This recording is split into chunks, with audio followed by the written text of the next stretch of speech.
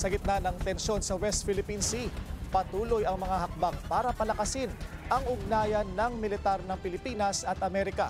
Matapos ang rescue mission sa Balikatan Drill, usapang seguridad naman ang umarangkada kasama ang paninindigan sa soberanya ng Pilipinas.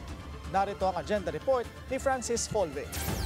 Rescue drill ang isa sa mga huling pagsasanay sa ilalim ng Balikatan 40-2025. Isang combat search and rescue operation ang senaryo sa Iba, Zambales. Gamit ang C-130J ng 129th Rescue Wing ng California Air National Guard, nalocate ang simulated survivor sa laot. Isang UE-2 helicopter ang nagkumpirma ng lokasyon, saka naglunsad ng hoist operation para sagipin ang biktima. Bago pa ang formal na pagtatapos ng Balikatan exercise sa Biyernes, hinayag ni US Army Pacific Commanding General Ronald Clark na dadalo ang kanyang Pinoy counterpart na si General Roy Galido sa Landpac Symposium and Exposition sa Honolulu, Hawaii pagkatapos ng eleksyon.